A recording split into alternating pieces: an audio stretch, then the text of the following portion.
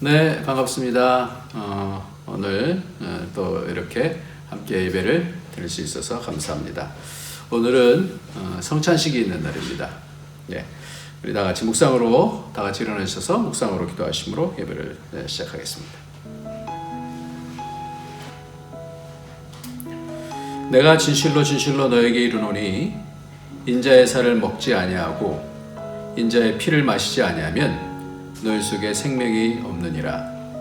내 살을 먹고 내 피를 마시는 자는 영생을 가졌고 마지막 날에 내가 그를 다시 살리리니 내 살은 참된 양식이요 내 피는 참된 음료로다. 아멘. 존귀하신 우리 하나님 아버지, 오늘도 주께서 우리를 불러 모아주시고 함께 예배하게 하시고 각 처소마다 하나님의 은혜를 사모해서 함께 예배를 합니다. 하나님, 우리를 받아주십시오. 우리를 주의 은혜 가운데 인도하여 주셔서 이 땅에서 하나님 나라를 세울 수 있는 복된 인생 살 수 있도록 성령님 인도하여 주옵소서. 예수님의 이름으로 기도합나이다. 아멘. 네, 우리 다 같이 찬송가 26장 찬양하시겠습니다. 찬송가 26장입니다. 찬송가 26장.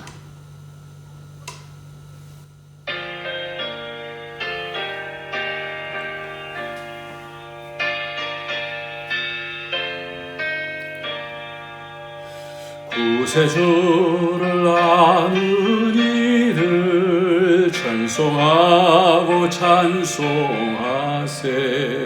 맘과 뜻과 힘 다하여 경배드리세. 주를 알지 못한 이들 주가 친히 인도하사 그의 피로 구속하니 찬송 부르세. 약한 사람 도움받아 시험 중에 참게 되니 모든 죄를 이길 힘은 믿음뿐이라. 진리 대신 우리 주는 영원토록 변함없네. 성도들아 주를 믿어 길이 섬기세.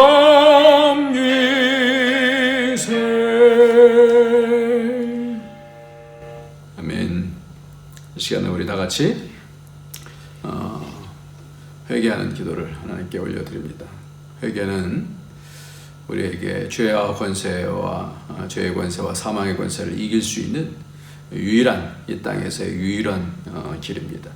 오늘도 회개할 때 우리가 우리 영이 자유롭게 되어지고 악한 자의 정죄로부터 자유할 수 있고 다시 시작할 수 있고 하나님께 나갈 수 있습니다. 이 회개를 잘하면 하나님 앞에 점점 가까이 가서 하나님과 깊은 교통을 할 수 있게 됩니다. 우리 다 같이 회개하도록 하겠습니다. 기도하겠습니다. 존귀하신 하나님 아버지, 주의 사랑과 은혜 가운데 아버지 축복하여 주시고 성령을 인도해 주셔서 나에게 하시고 뜻을 나에게 하시고 주님 그러신 주님을 따라 사시고 주님 사랑해 주시고 예수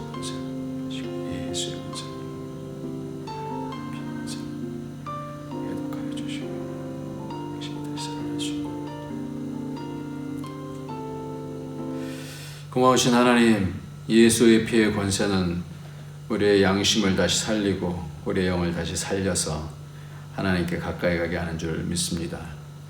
화염 맞은 양심이 되어가는 이 세상 가운데서 점점 어두워지는 세상 가운데서 우리로 하나님의 빛으로 갈 수 있도록 예수의 피의 권세가 우리를 자유롭게 하는 줄 믿사오니 우리의 죄를 용서하여 주시고 점점 정결하게 되어져서 성령의 인도함 받아 하나님 가까이 가는 그런 복이 있도록 이 땅에서도 영생의 삶을 살아갈 수 있는 복이 있도록 축복하여 주옵소서. 예수님의 이름으로 기도합니다. 아멘. 예, 오늘은 하나님의 말씀 마태복음 23장 29절부터 36절까지 말씀을 보도록 하겠습니다. 마태복음 23장 29절부터 말씀입니다. 우리 같이 한 목소리를 읽도록 하겠습니다. 화 있을진저 외식하는 서기관들과 바리새인들이여, 너희는 선지자들의 무덤을 만들고 의인들의 비석을 꾸미며 이르되, 만일 우리의 조상 때에 있었더라면 우리는 그들이 선지자의 피를 흘리는데 참여하지 아니하였으리라 하니, 그러면 너희가 선지자를 죽인 자의 자손임을 스스로 증명함이로다. 너희가 너희 조상의 분량을 채우라. 뱀들아, 독사의 새끼들아, 너희가 어떻게 지옥의 판결을 피하겠느냐. 그러므로 내가 너희에게 선지자들과 지혜 있는 자들과 서기관들을 보내매 너희가 그 중에서 더러는 죽이거나 십자가에 못 박고 그 중에서 더러는 너희 회당에서 채찍질하고 이 동네에서 저 동네로 따라다니며 박해하리라. 그러므로 의인 아벨의 피로부터 성전과 제단 사이에서 너희가 죽인 바레아가의 아들 사가랴의 피까지 땅 위에서 흘린 의로운 피가 다 너에게 돌아가리라. 내가 진실로 너에게 이르노니 이것이 다 이 세대에 돌아가리라. 아멘. 예. 지난주 딸이 학교에서 이런 문제가 있었다고 그래요. 이런 문제를 냈다고 그래요. 예수님께서 예루살렘에서 예루살렘 성전에서 다 엎어버리시고 양들 소들을 이렇게 내어 쫓으시잖아요. 그래서 내 집으로 장사하는 집을 만들지 말라 그랬는데 예수님이 화를 내시면서 이렇게 하시니까 그것이 옳은 것인가 그렇지 않은 것인가 옳지 않은 것인가 이것에 대해서 발표를 하라고 그렇게 얘기를 했대요. 여러분도 어떻게 생각하십니까? 왜 화낸 거잖아요. 어떻게 예수님이 화를 낼 수가 있죠? 그런데 오늘 말씀에는 예수님께서 욕을 하는 내용이 나와요. 욕을 하는 내용이 나오는데 몇 절이죠? 23장 33절 보니까 뱀들아 독사의 새끼들아 이렇게 나와요. 뱀들아 독사의 새끼들아, 굉장한 욕이죠. 독사의 새끼들아. 이게 예수님께서는 몇 번이나 욕을 하셨을 것 같아요. 예수님께서 공생애 때 이렇게 강력한 욕을 몇 번 하셨을 것 같아요. 이 욕을 2번 하시는데요. 한번 우리가 찾아볼까요? 원래 이 욕이 성경에서 마태복음에 한 번 나오고 또 마태복음에 3번 나오고 누가복음에 한 번 나오는데 마태복음에 앞에서 나오는 거는 세례 요한이 하는 거예요. 독사의 자식들아 이렇게 얘기하고 누가복음 3장에도 독사의 자식들아 이제 그러는데 예수님께서 하시는 것은 2번 나옵니다. 마태복음 12장 34절과 오늘 본문에 있는 23장 33절에서 독사의 새끼들아 그래요. 근데 번역을 마태복음 12장 34절에서는 독사의 자식들아 그러는데 똑같은 그런 단어예요. 새끼들아라는 그런 단어입니다. 어떻게 예수님께서 이런 욕을 하실 수가 있죠? 예수님이신데 그것도 한 번도 아니고 2번씩이나 그렇게 얼마나 화가 나셨으면 이렇게 욕을 하셨을까? 여러분 어떻게 생각하십니까? 이렇게 왜 욕을 하셨을까요? 한번 우리가 마태복음 12장을 한번 볼까요? 12장 34절을 한번 봅시다. 12장 34절에서 독사의 자식들아 나오죠. 그러면서 뭐라고 말씀하시냐면 독사의 자식들아 그러면서 너희는 뭐라고요? 악하니 그랬어요. 악하니. 그러니까 예수님께서는 참으실 수 없는 때가 있는데 그것이 뭐냐면 독사의 자식들아 너희가 악하다 그랬어요. 악하다. 이 독사는 누구를 얘기하는 거예요? 오늘 본문에서는 뱀들아 독사의 자식들아 독사의 새끼들아 이렇게 얘기하는데 뱀은 누구를 얘기하는 거예요? 사탄이에요. 사탄. 이 사탄의 악을 품고 있는 자들을 향해서 하나님 예수님께서는 2번이나 이렇게 욕을 하시는데 욕이라고 하기보다는 독사의 새끼들아, 독사의 자식들아. 그러니까 이 얘기는 독사의 자식이라고 하는 그 독사의 새끼들아라는 것보다는 독사의 자식들아. 왜냐하면 요한복음 8장 40절에 보면 44절에 보면 너희는 너희 아비 마귀에게서 났으니, 그러니까 마귀 사탄을 아비라고 그러니까 그의 아들들이니까 자식이라 그러죠. 너희는 너희 아비 마귀에게서 났으니 너희 아비의 욕심을 너희도 행하고자 하느니라. 저는 처음부터 살인한 자요 진리가 그 속에 없으므로 진리에 서지 못하고 거짓말을 할 때마다 제 것으로 말하니 이는 저가 거짓말쟁이요 거짓의 아비가 되었음이니라 그랬어요. 그래서 예수님께서는 악할 때, 특히 거짓을 할 때, 그때에 주님은 이렇게 화를 내시면서 독사의 새끼들아 그렇게 얘기를 하는 겁니다. 이 얘기는 바로 이 뱀의 자식들아, 이 사탄의 자식들아, 이렇게 말씀하는 것이죠. 우리가 23장을 보면서 예수님께서 화 있을진저 십자가에 이제 3일 있으면은 십자가에 달리시는데 맨 마지막 행적 가운데서 굉장히 중요한 일 가운데 서기관과 바리새인들을 향해서 화 있을진저 그래서 7번이나 화 있을진저라고 그렇게 얘기했습니다. 왜 그러냐면 다 이것이 화 있다라고 하는, 그러니까 독사의 새끼들아 이렇게 말할 정도로 주님께서 화가 나신 그 부분은 뭐냐면 화 있을진저 이렇게 말씀하잖아요. 그러면서 7번을 얘기하는데 그 7번을 우리가 지난주까지 쭉 했었어요. 근데 처음에는 2가지도 한꺼번에 하고 그랬는데 나중에 보니까 이 한 가지를 주님께서 외식이라고 하는 그런 단어 가운데서 한 가지를 화 있을진저라고 말씀하면서 7번을 얘기하기 때문에 이 7번은 굉장히 중요한 것이다라고 이렇게 생각을 하게 됩니다. 그래서 마태복음 23장 13절부터 화 있을진저 외식하는 서기관들과 바리새인들이요 너희는 천국문을 사람들 앞에서 닫고 너희도 들어가지 않고 들어가려 하는 자도 들어가지 못하게 하는도다 그랬어요. 제일 처음에 화 있을진저의 주님의 화는 어디로부터 나오냐면 천국문으로 들어가게 되는데, 분명하게 천국과 지옥에 대해서 말씀한다 그랬어요. 천국문에 들어가야 되는데 천국문을 막고 들어가는 자도 못 들어가게 한다. 그러니까 주님의 이 땅에 오신 것은 우리에게 영원한 나라, 하나님 나라를 우리에게 주시고자 오셨는데 그거를 막는 자니까 가장 악한 것이죠. 가장 악한 것이죠. 그러니까 주님께서 나중에 이런 부분들을 판단하실 텐데 이것이 가장 주님께서는 이 화있을진저의 첫 번째로 말씀하는 거. 두 번째 15절에 보니까 화있을진저 외식하는 서기관들과 바리새인들이여 너희는 교인 한 사람을 얻게 하여 바다와 육지를 두루 다니다가 생기면 너희보다 배나 더 지옥 자식이 되게 하는도다 그랬어요. 그러니까 우리가 앞에 있는 것과 그 다음에 있는 그 화있을진저를 바라보면 교인을 구한다는 교인은 얻지만 천국 백성이 아니라는 거예요. 그러니까 교인들은 막 얻으려고 막 그러는데 천국 백성으로 잘 가르치지 못하는 거예요. 그러니까 교인 수만 많다고 중요한 게 아니라 그 사람들이 천국 백성으로 자라가고 있냐. 외식하는 것은 가짜라는 거예요. 천국을 가지 못한다라는 거예요. 선을 잡지 못하면 천국을 하지 못한다라는 거예요.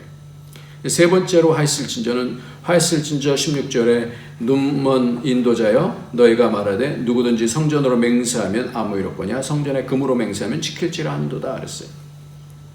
헛된 맹세죠.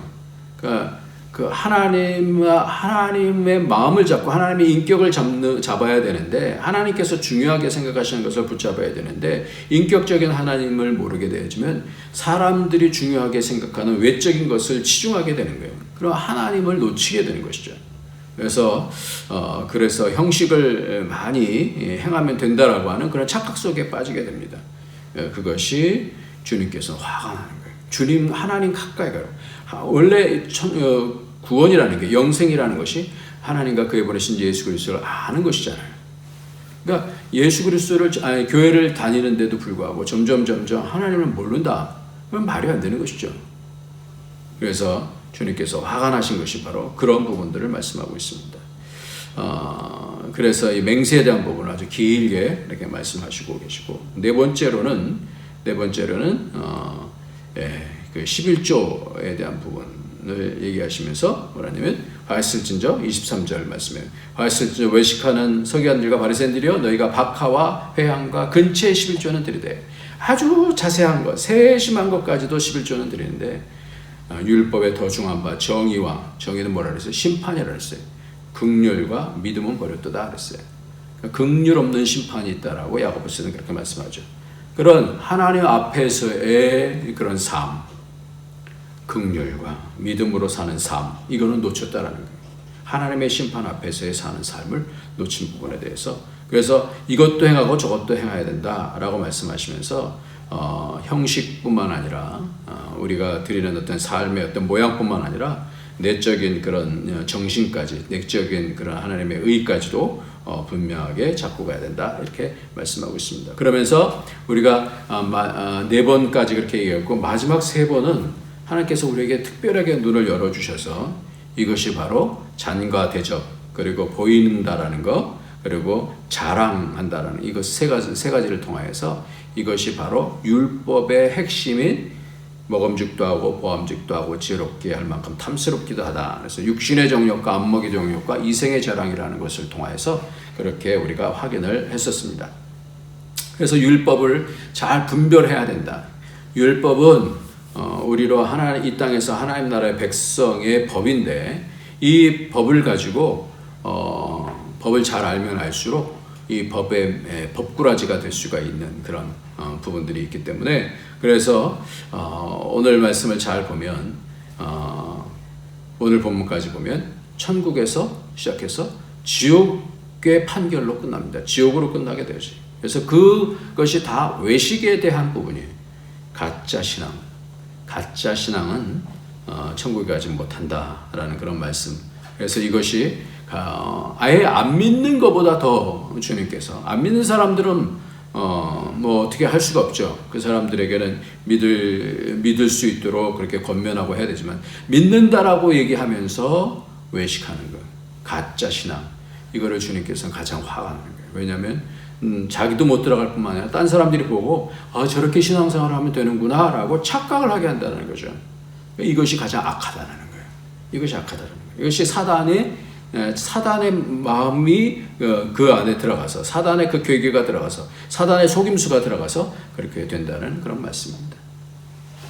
그래서 우리가 앞에 말씀을 다시 뒤집어서 하면, 그럼 어떻게 천국 백성이 되느냐? 하나님을 인격적으로 교제하고, 그래서 형식뿐만 아니라 형식과 더불어서 하나님의 심판 앞에 우리가 겸손하게 긍휼이 있는 심판이 되도록 믿음으로 살라는 그런 말씀이에요. 그럼 지옥의 판결을 이길 수 있다라는 것이죠. 그래서 선악과인 육신의 정욕과 안목의 정욕과 이생의 자랑을 우리가 이길 수 있어야 된다. 그 시험 가운데서 우리가 깨어 있어야 된다, 이렇게 말씀을 합니다. 아담 때부터 지금까지 여전히 우리에게 가장 중요한 것은 뭐냐면, 이 율법에 있어서의 것은, 율법을 그냥 복음으로 퉁치지 말자 그랬어요. 이것이 아니라 율법에 대한 부분들을 하나 좀 잘 분별하면서 이것이 선하신 하나님의 뜻을 붙잡고, 하나님의 뜻을 붙잡고 천국 백성이 되기 위해서 나의 연약함을 어떻게 뛰어넘을 수 있냐라는 것이 가장 핵심적인 것이다 그랬어요. 이렇게 외식은요, 점점 이 거짓을 하다 보면 그 사단의 독이 채워지게 되죠. 그러니까 신앙생활을 하는데 점점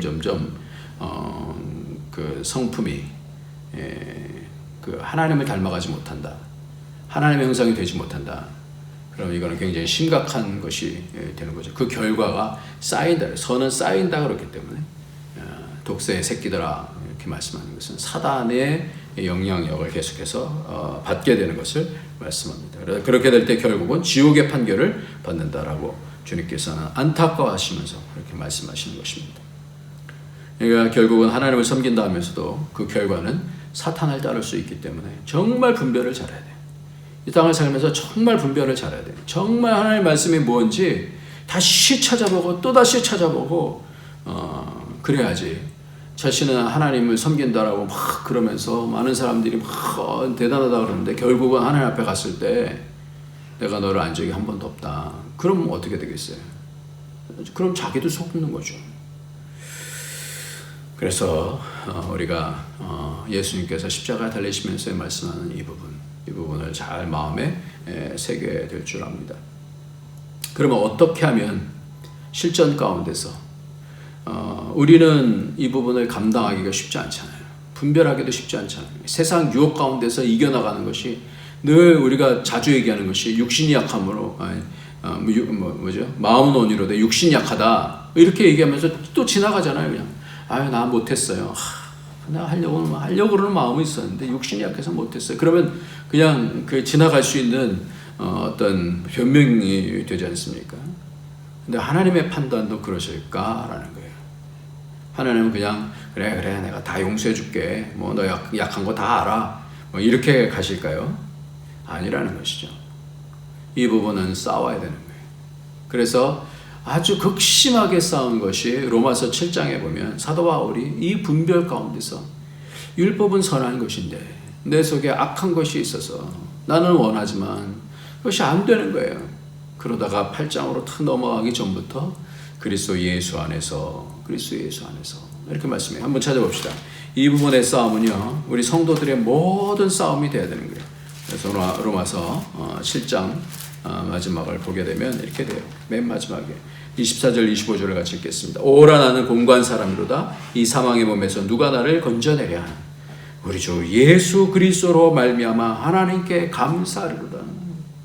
그러니까 그 전까지 24절까지는 권관자는 누가 나를 이 사망의 몸에서 이 사망 가운데서 허적거릴 수밖에 없는 그런 상황 가운데서 어떻게 할 수 있냐. 그런데 25절에서 갑자기 우리 주 예수 그리스도로 말미암아 하나님께 감사하리로다. 그런즉 내 자신이 마음으로는 하나님의 법을 육신으로는 죄의 법을 섬기노라. 그래서 그러면서도 그 다음이 중요해요. 그러므로 이제 그리스도 예수 안에 있는 자에게는 결코 정죄함이 없나니. 그러면서 이는 그리스도 예수 안에 있는 생명의 성령의 법이 죄와 사망의 법에서 너를 해방하였습니다. 근데 보통은 이제 여기서 이제 끝나게 되는데 그게 아니에요. 그렇게 하면 절대 안 되는 거예요. 3절, 4절, 5절이 그래서 중요한 거예요. 율법이 로마서 8장 3절, 4절, 5절 율법이 육신으로 말미암아 연약하여 할 수 없는 그것을 하나님은 하시나니 곧 죄로 말미암아 자기 아들을 죄 있는 육신의 모양으로 보내어 육신의 죄를 정하게 하사 예수 그리스도 안으로 들어가게 하시는 거예요. 육신을 그 다음이 뭐냐면 육신을 따르지 않냐고 그 영을 따라 행하는 성령을 따라 행하는 우리에게 율법의 요구가 이루어지게 하려 하심이니라. 육신을 따른 자는 육신의 일을 영을 따른 자는 영의 일을 생각하나니 육신의 생각은 사망이요 영의 생각은 생명과 평안이니라. 육신의 생각은 여전히 하나님과 원수가 된다는 거예요. 그러니까 어떻게 되는 거예요? 그냥 자유다가 아니라 그 다음에 뭘 안에서 그리스도 안에서 영을 따르느냐 성령을 따르느냐 말씀. 그러니까 이 율법에 대한 부분은 예수님께서 완성하셨으니까 할렐루야 끝났어.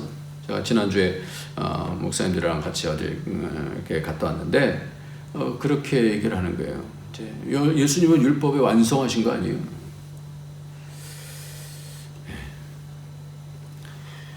율법 완성하셨죠. 그러나 그렇기 때문에 이겨주셨기 때문에 우리는 그 안에 들어가서 어떻게 해야 되는 거예요? 그러니까 난 됐다가 아니라 그 안에서 성령을 따라서 그 율법의 요구를 온전케 한다는 거예요. 이 주기도문을 보면서 이 부분을 어떻게 해결해야 되는가? 그러니까 묵상하다가 이렇게 마음속에 이렇게 다가왔어요. 그래서 제일 처음에 하늘에 계신 우리 아버지요. 언어를 보면 파테르 그래갖고 아버지 그러죠. 그 하나님이 우리 아버지다 이렇게 말씀하시죠. 나라가 임하옵시며 하나님 나라가 이 땅에 임하는 거예요. 세상에 임하는 거예요. 하나님의 뜻은 그거예요. 하나님 나라가 이 땅에 임하는 거예요. 천국이 이 땅에 임하는 거예요. 이미 임하였다 이렇게 말씀하는 거예요. 나라가 임하옵시며 뜻이 하늘에서 이룬 것 같이 땅에서도 이루어지이다. 당연히 하나님의 뜻이 이 땅에서 이루어지는 거예요. 그것이 하나님의 나라인 것이죠. 그러면서 깨닫게 된 것이 뭐냐면 오늘날 우리에게 일용할 양식을 주옵시고 어떻게 그렇게 되느냐. 그것이 그 다음 내용인 것 같아요. 오늘날 우리에게 일용할 양식을 저는 그래서 일용할 양식을 먹는 것 물론 우리 육신적인 먹는 것도 되고 또 영적으로 먹는 것도 되겠지만 이번에 말씀을 보면서 좀 새로운 것을 많이 생각을 하게 됐어요. 이게 뭐냐? 양식이 뭘까? 우리가 이런 영적 싸움 가운데서 이기는 양식이 뭘까? 영의 양식이 뭘까? 영의 양식이 뭘까? 오늘 제가 아까 초반부에 읽어드렸던 요한복음의 말씀이죠. 그래서 내 살을 먹고 내 피를 마시는 자는 영생을 가졌고 마지막 날에 내가 그를 다시 살리리니 내 살은 참된 양식이요 내 피는 참된 음료로다. 내 살을 먹고 내 피를 마시는 자는 내 안에 거하고 나도 그의 안에 거하나니 살아계신 아버지께서 나를 보내심에 내가 아버지께로 말미암아 사는 것 같이 나를 먹는 그 사람도 나로 말미암아 살리라. 예수 그리스도를 먹고 피를 마시는 것. 이게 양식이에요. 양식.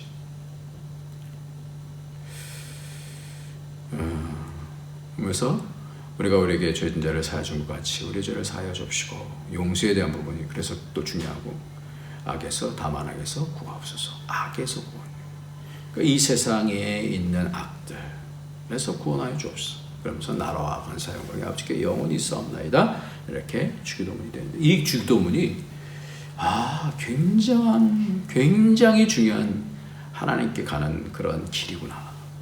하나님께서 이 땅에 하나님의 마음을 그대로 쏟아놓으신 것이 바로 이 주기도문이구나. 이걸 보게 되었어요. 특별히 오늘 양식에 대한 말씀을 보면서 왜 요한복음에 있는 6장에 있는 그런 말씀, 내 살이 내 피가 음료야 양식이다 이렇게 말씀은 내 살은 참된 양식이요 내 피는 참된 음료로다 이렇게 말씀하시는 그것에 대해서 왜 봤냐면 오늘 피에 대한 부분을 많이 말씀하기 때문에 그래요. 아벨의 피부터 사가랴의 피까지 오늘 사가랴의 피까지 땅에서 흘린 의로운 피가 다 너에게로 돌아가리라 그랬어. 피. 왜 이때 피를 말씀하실까? 그리고 그 다음에 이제 서기관들 선지자나 지혜로 있는 자나 서기관들을 보내면 너희가 그 중에서 더러는 죽이고 십자가에 못 박고 주님께서 이제 십자가에 곧 돌아가셔야 되는 그런 상황 속에서 이 피에 대한 말씀 예수님의 피만 말씀하는 것이 아니라 왜 아벨의 피에 대한 부분을 말씀하실까? 피가 뭘까? 피는 희생이죠. 피는 죽음이죠. 피는 생명이죠.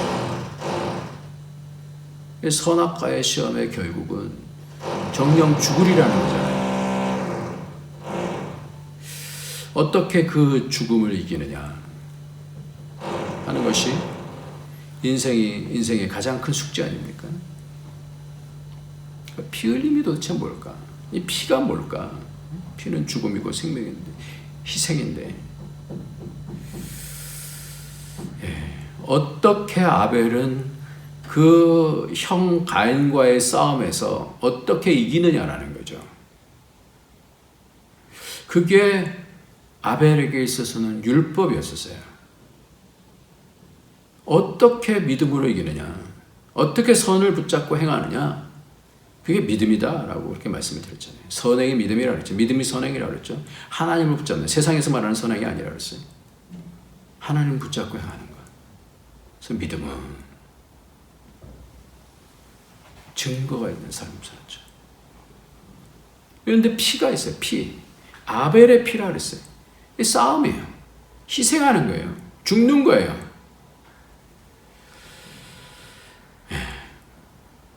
그 형이 시기가 난 거예요. 왜 네 재산은 받고 내 재산 안 받으셔? 누구 대신 죽는 거예요? 하나님을 죽이려고 그런 거죠. 가인이. 대신에 누굴 죽여요? 아벨을 죽이는 거예요. 희생이에요. 죽음이에요.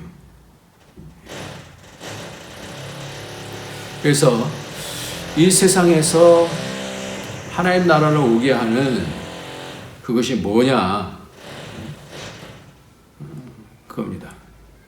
오늘 말씀 가운데서 주님께서 이 서기관과 이 바리새인들을 향해서 지적하시면서 활슬진적 말씀하면서 오히려 막는 것, 하나님 나라에 가는 것을 막는 것, 천국에 들어가는 것을 막는 자들은 하나님과 교통이 없는데, 근데 참 믿음이라는 것은 뭐냐? 하나님과 교통을 가지고 그 가운데서 어떻게 해요? 아벨은 힘이 없었겠어요? 오히려 농사하는 자들보다 더 힘이 셀 수도 있잖아요. 유목민들은 굉장히 기질이 강합니다. 근데 왜 죽었어요? 왜 돌에 맞아서 죽었을까요? 피예요, 피. 그러니까 선을 붙잡고 희생하는 것이죠. 피가 중요합니다. 그래서 예수님의 피만 얘기하지 않고 아벨의 피, 사가랴의 피에 대한 그런 말씀을 하는데 우리는 어떻게 되겠냐 이거예요. 우리는 어떻게 되겠느냐. 성령의 역사는 어떻게? 성령을 따르는 것은 뭘까요? 우리가 예수 그리스도를 믿는다는 거, 성령을 따른다는 거, 예수 그리스도 안에 있다는 것은 뭘까요? 섬기는 자가 되라 말씀하고 있는데 그게 뭘까? 성령을 따라간다는 것은 뭘까? 어떻게 성령의 음성을 들으면서 따라갈 것일까? 나의 욕심을 대신에 성령의 소욕을 따라서 따라갈 수가 있을까? 그래야 율법의 요구를 온전하게 만들 수 있다 이렇게 말씀하지 않습니까? 금요일날 그 말씀했어요. 출애굽하기 전에 400년이 암흑기였다 그랬어요. 그러면서 이런 질문들이 상당히 많죠.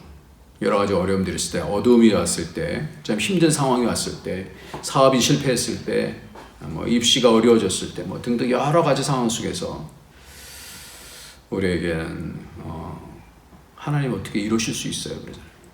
그게 아니라 그랬어요. 하나님이 그렇게 하시는 특별한 경우 아니면 욥같이 특별한 경우 아니면 그리고 훈련하시기 위한 특별한 경우 아니면 하나님이 그렇게 하시는 게 아니에요. 우리가 잘못해서 그런 것이지. 그리고 환경이 그렇게 돼서 그러는 거예요. 그러니까 환경이 하나님의 사람들이 그 주위에 점점점 없는 거예요.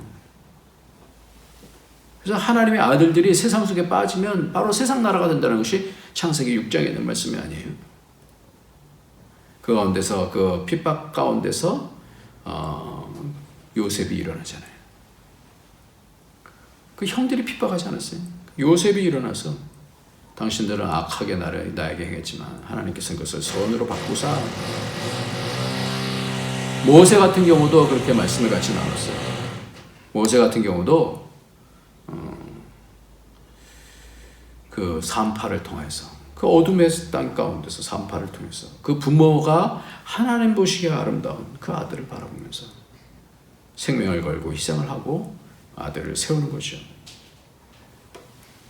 요셉의 형들은 하나님의 일에 방해꾼이었습니다. 사단의 일은 그렇게 멀리 있지 않아요. 여러분, 우리 자신이 그렇게 할 수가 있어요. 분별하지 않으면요. 저 오늘 말씀처럼 서기관과 바리새인들이 그 일들을 행하잖아요. 이 사람들은 하나님을 잘 섬긴다고 하는 사람들이잖아요. 그래서 선악과를 이기지 못하면 육신의 정욕과 안목의 정욕과 이생의 자랑 가운데서 하나님 나라가 되지 못한다는 거예요. 그럼 가라지가 되는 거죠. 나중에 그것이 지옥의 판결을 해서 이기겠느냐? 오늘 마지막으로 한 분을 좀 소개하고 마치려고 합니다. 책을 읽다가 정현구 목사님이라는 분의 책이 집에 있길래 봤는데 그 가운데서 어떤 책을 인용한 그런 내용이 또 나왔어요. 그래서 재인용하는 겁니다. 인격이 운명이다라는 그런 책에 1894년에 폴란드에서 태어난 막시밀리안 콜베라고 하는 신부가 계셨는데 로마에서 박사학위를 받고 조국인 폴란드의 신학교에서 가르치다가 폴란드에만 머물지 않고 러시아와 인도와 일본에 이르기까지 세계 두루 다니며 복음 전파에 헌신했던 사람이라고 그래요. 그가 한창 복음 전파 사역을 위해서 헌신할 때인 1939년에 나치 독일이 폴란드를 점령하여서 유대인들을 참혹하게 탄압하기 시작했습니다. 조국으로 돌아온 콜베 신부는 나치에 맞서서 유대인들을 돕다가 붙잡혀서 1941년 폴란드인데도 불구하고 악명 높은 아우슈비츠 수용소에 수감이 됩니다. 저녁 늦게까지 아침부터 시작해서 고된 일을 하다가 그러면서도 막사를 돌아다니면서 제가 도울 일이 없습니까? 묻고 다녔대요. 사람들은 콜베 신부가 있는 막사를 와서 위로와 기도를 받고 돌아가게 됩니다. 희망이 생긴 거죠. 그럼 먹을 것이 생기면 자신이 먹지 않고 다른 사람에게 건네기도 했다고 그래요. 당시에 아우슈비츠 정기검전을 다녔던 어떤 의사의 증언에 의하면 콜베 신부는 환자들이 긴 대열에서 항상 가장 마지막에 서서 기다렸고 다른 사람이 다 진료를 받은 다음에 진료를 받았다라고 그렇게 얘기를 해요. 근데 그 가운데서 그 한 명이 지금 탈출을 해요. 탈출을 하면 어떻게 되냐면 막세에 있는 10사람은 아사창고 굶어 죽게 하는 그 사람만이 아니라 그 막세에 있는 그 사람들 다 10명을 같이 보내요. 나치 교도관이 점호를 하다가 콜베 신부가 속한 막세에 한 사람이 사라진 것을 알고 그가 탈출한 줄로 알고 여기서 수색을 했지만 찾을 수가 없었어요. 다음날 도살자라고 하는 별명의 나치 대장 칼 프리치가 콜베 신부의 막세에 있는 사람들을 모두 집합시켰어요. 그런데 아사창고로 보낼 10사람을 꼬르기 시작했어요. 줄지어 선 사람들을 앞으로 지나가면서 그가 부관에게 눈짓을 하면 부관은 장부에 그 사람의 번호를 적어 넣습니다. 그렇게 10명이 뽑히자 대장은 그 10명을 아사창고로 데리고 가도록 명령했습니다. 이윽고 줄지어 선 10명이 움직이기 시작하자 그중 한 청년이 비통하게 울부짖었어요. 참담한 순간이었지만 모두들 아무 표정이 없이 그저 침묵만 지키고 있을 뿐이었습니다. 잘못했다가는 자신도 매를 맞고 아사창고로 보내질 것이 분명했기 때문입니다. 그런데 그때 정적을 깨뜨리고 대우를 천천히 이탈하여 프리치에게로 다가오는 사람이 있었는데 그 사람이 바로 콜베 신부였어요. 그는 모자를 벗고 공손히 프리치에게 말했습니다. 저는 사제입니다. 제가 저 사람 대신 가게 해주십시오. 저는 늙어서 아무 쓸모가 없고 아내도 자식도 없습니다. 폴란드 말을 알아듣지 못하는 대장은 부관에게 물었어요. 이 폴란드 돼지 새끼가 뭐라고 하는가? 이윽고 부관의 통역을 들은 대장은 잠시 멈칫했어요. 막세나의 긴장이 흘렀습니다. 이놈이 죽고 싶어 환장했나 보지. 이놈 끌고 가! 하라고 소리칠 것이 뻔해 보였어요. 그런데 프리치는 잠시 콜베 신부를 노려보더니 부관에게 이렇게 명령했습니다. 그자를 풀어주고 이 신부를 데려가. 무엇이 대장의 마음을 움직였는지 알 수 없었지만 기적 같은 일이 일어났어요. 가까스로 목숨을 건진 청년은 울면서 자기 자리로 돌아와서고 콜베 신부는 대장에게 감사하다는 표정을 짓고서 나머지 9사람을 따라서 아사창고로 갔습니다. 아사창고에서는 보통 비명과 통곡 소리가 끊이지 않는데 마지막 사람이 숨을 거두는 데까지 때로는 일주일 때로는 열흘이나 그 창고에서는 음산한 신음과 비명이 새어나왔습니다. 그런데 이번에는 그렇지 않았어요. 콜베 신부와 함께 있던 9명의 사형수들은 그곳에서 굶어 죽어가면서도 함께 기도하고 찬송했습니다. 그 기도 소리가 다른 아사 창고에 들릴 때면 다른 창고에 있던 사람들도 그 기도에 동참했습니다. 브루노 보르고비에츠는 아우슈비츠 생존자 중 한 사람으로 하루에 한 번씩 그 창고에 들어가 죽은 사람의 시신을 꺼내는 일을 맡았던 사람이에요. 그는 나중에 이렇게 증언했습니다. 제가 검사하러 갈 때마다 다른 사람들은 거의 바닥에 누워 있어요. 하지만 콜베 신부는 무릎을 꿇고 방 한가운데 서서 밝은 표정으로 나치 친위대 병사를 바라보고 있었어요. 그분은 아무것도 요구하지 않고 불평도 하지 않았죠. 오히려 다른 사람들을 격려했어요. 친위대 병사조차도 혀를 내둘렀습니다. 저 신부는 정말 위대한 사람이야. 나는 저런 사람을 본 적이 없어 라고 말했죠.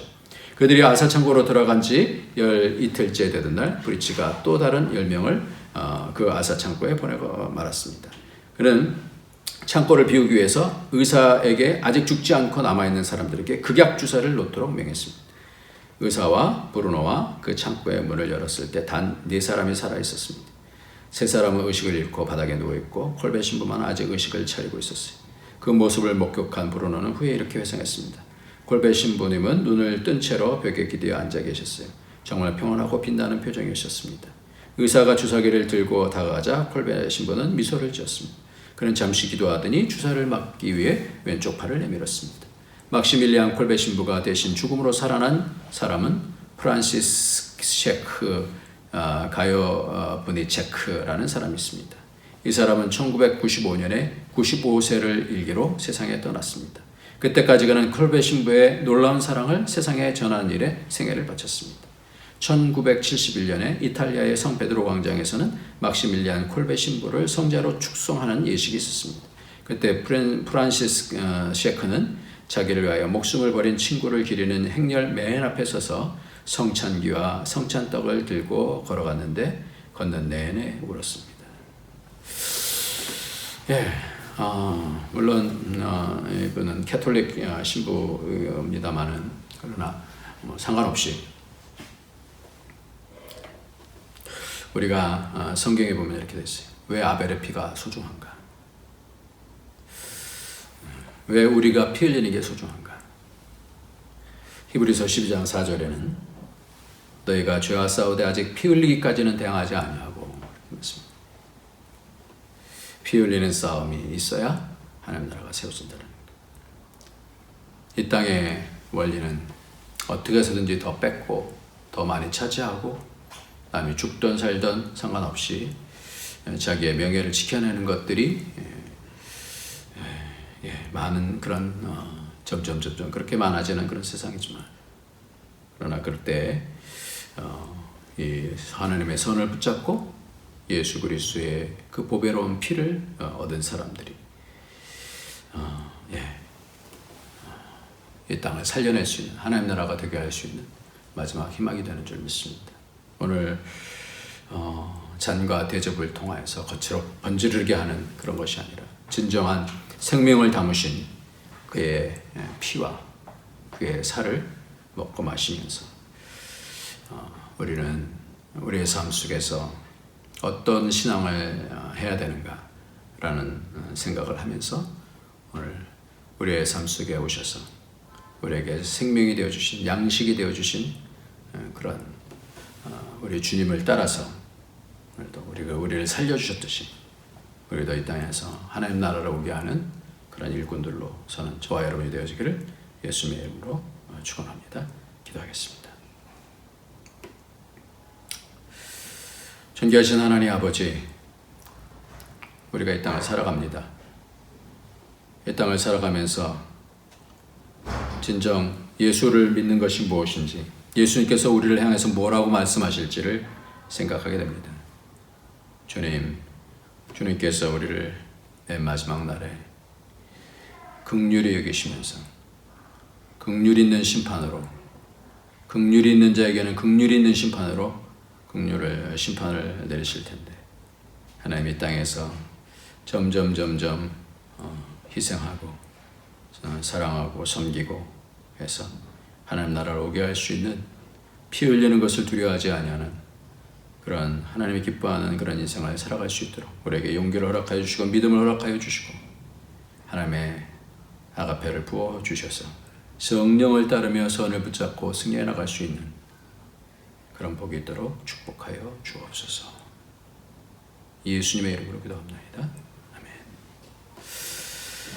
아멘. 우리 다 같이 찬송 부르시겠습니다. 찬송가는 254장 내 주의 보혈은, 254장입니다. 내 주의 보혈은 정하고 정하고.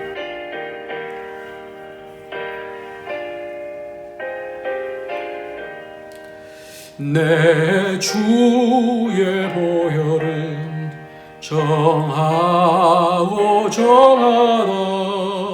내 죄를 정케 하신 주 날 오라 하신다. 내가 주께로 지금 가오니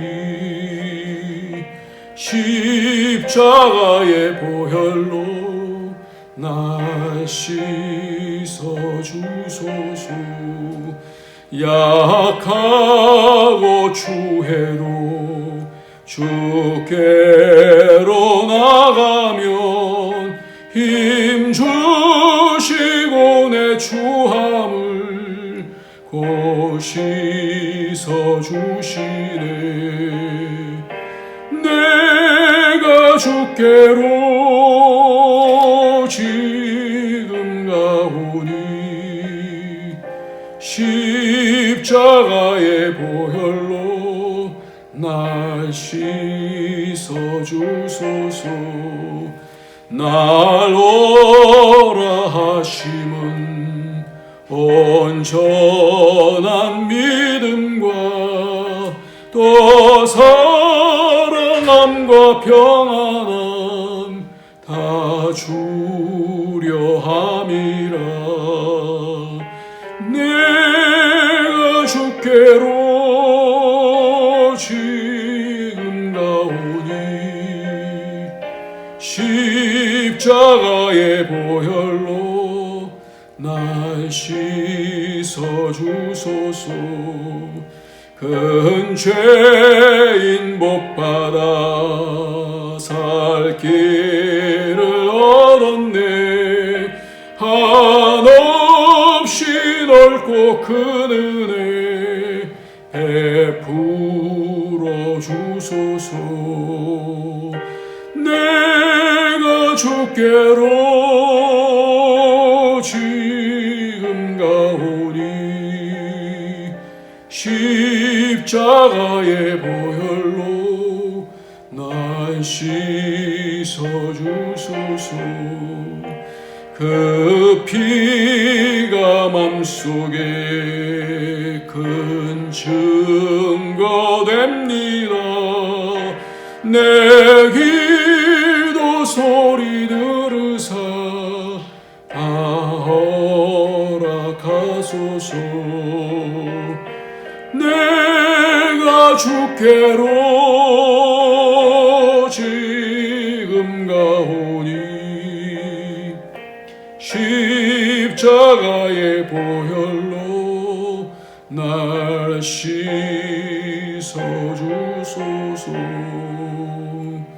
아멘.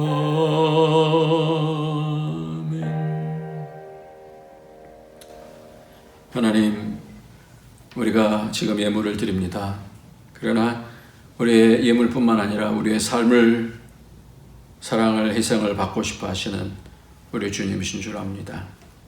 우리가 할 수 있는 것이 무엇이겠습니까마는 성령을 따라서 순종하며 하나님의 뜻을 좇을 때 그것을 기뻐하시고 우리의 삶을 받으시고 우리의 물질도 받으시고 우리에게 영광을 받으시는 줄 믿사오니 하나님이여, 오늘도 드려진 모든 것들 기뻐 받아주시고 점점 그리스도의 형상으로 거듭나질 수 있는 복이 있도록 축복하여 주옵소서. 온 교회를 붙잡아 주시고 어려움 중에 있는 믿음의 사람들을 붙잡아 주시고 그 가운데서 믿음으로 이겨나갈 수 있도록 은혜를 베풀어 주시옵소서.